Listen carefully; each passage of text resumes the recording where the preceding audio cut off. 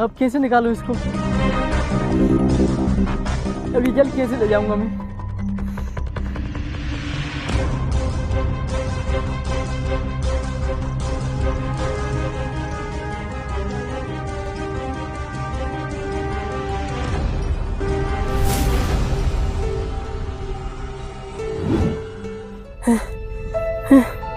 ये तो हाथों के पीछे पड़ गया यार मेरे।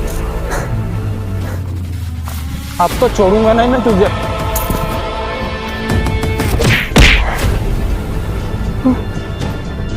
साले अपने आप को क्या समझता है?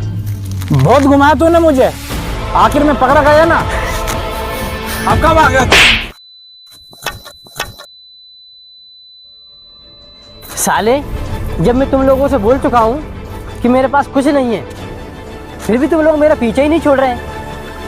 आखिर कोई इंसान कब तक सहन करेगा?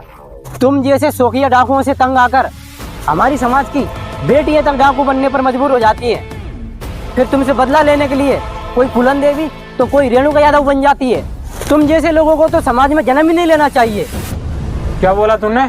हमारे कारण समाज बिगड़ रहा है? साले तुझे पता ही क्या है? तुम्हारी झूठी और बेईमान समाज के कारण हम जैसे शरीफ लोग हथियार उठाने पर मजबूर हो रहे हैं और अपनी जिंदगी को नरक में धकेल रहे हैं। समाज को हमसे कोई हानि नहीं हो रही, क्योंकि हमारे माथे पर डाकू का टप्पा जो लगा है, इसलिए लोग हमसे डरकर पहले ही दूर भाग जाते हैं। समाज को हानि तो उन डाकुओं से है जो जिंदा इंसान की शक्ल में हर घर, हर परिवार और हर समाज में हर दिन लोगों के बीच में रह रहे हैं और परिवार के लोगों को ही दिन दहाड़े सरेआम बेईमानी से और धोखे से लूट रहे हैं और उनकी कोई शिकायत भी नहीं करता, क्योंकि न्याय के रखवाले भी वही है और अन्याय करने वाले भी वही हैं। और तुम्हारी इस झूठी और बेईमान समाज में सबसे पहले ईमानदार और सीधे साधे लोग ही लूटे जाते हैं, क्योंकि उनकी आवाज में कोई दम नहीं होती। इसलिए सबसे पहले बलि का बकरा वही बनते हैं, क्योंकि उनने कभी ये जाना ही नहीं कि अन्याय के खिलाफ कैसे लड़ा जाता है। उन्हें ये एहसास तक नहीं था कि कोई अपना ही कैसे नुकसान पहुंचा सकता है। और फिर जब ऐसे लोगों की सहन शक्ति का घड़ा भर जाता है तो वो घड़ा फूटकर कोई फूलन देवी का रूप ले लेता है तो कोई रेणुका यादव का। और क्या कहा तूने? शौकिया डाकू? शौकिया डाकू नहीं साहब, ये मजबूरिया डाकू है। इतिहास उठाकर देख ले, जितने भी डाकू बने हैं सभी को तुम्हारी समाज ने डाकू बनने पर मजबूर किया है। उसको इतना जलील कर दिया था कि वो सभी दायरों को तोड़कर अपनी समाज को नुकसान पहुंचाने लगा और डाकुओं का टप्पा अपने माथे पर लगवा लिया। उसे कोई शौक नहीं है डाकू बनने का।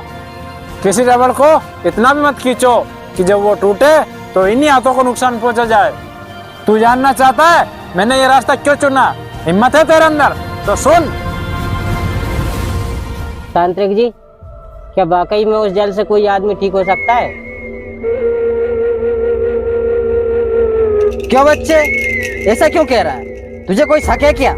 नहीं तांत्रिक जी, शक तो कोई नहीं है, लेकिन मेरी रिश्तेदारी में दरार आने की नौबत आ रही है। आप कृपया करके मुझे बताएंगे, अगर वो जल लेकर आएगा तो उसके पिताजी ठीक हो जाएंगे? उसके पिताजी ठीक हो या नहीं हो, उससे तुझे क्या?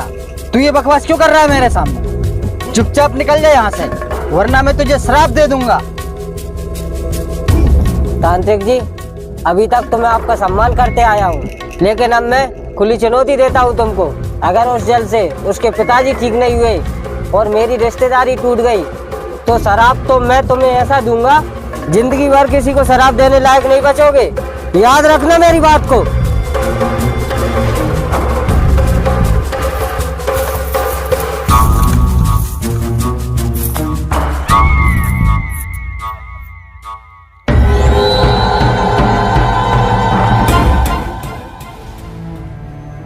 मैंने एक छोटा सा बिजनेस शुरू किया था, उसमें मुझे थोड़ी बहुत कमाई होने लगी तो मैं अपने ही लोगों के दिलों में खटकने लगा और एक दिन मुझ पर झूठा केस लगवा दिया।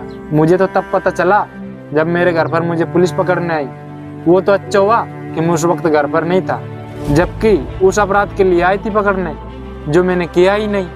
मैं बहुत घबरा गया और मैं मेरे मामा जी के गाँव चला गया, लेकिन कुछ दिनों के बाद वहाँ भी पुलिस पहुँचने लगी। तभी मेरे मामा जी ने मुझे वहाँ से भी निकाल दिया। फिर मैं ऐसे ही भागते भागते जंगल में जब पहुंचा, वहाँ मेरी मुलाकात सरदार हो गई।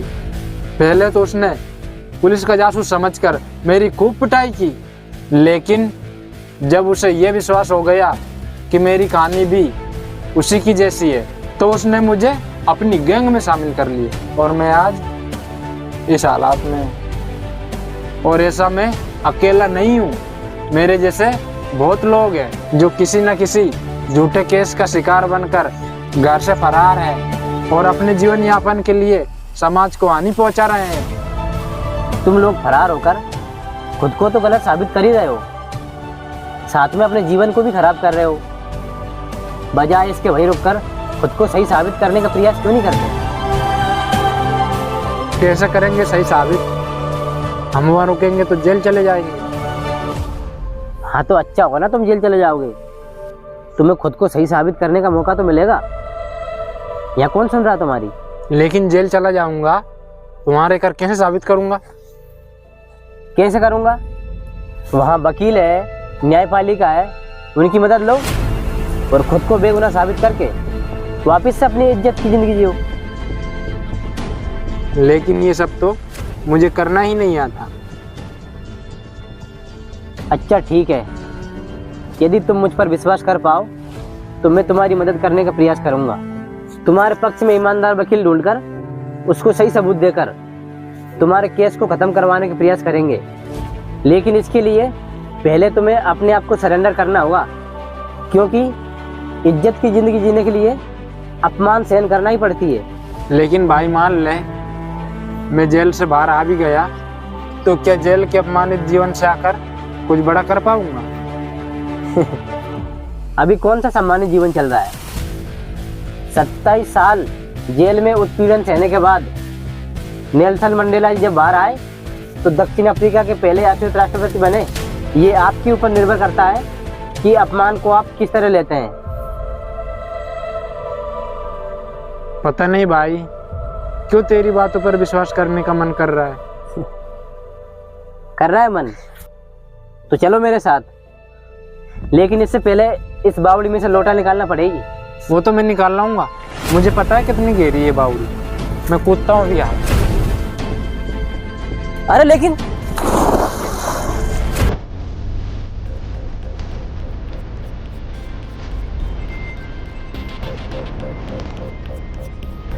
खूब गहरी यार।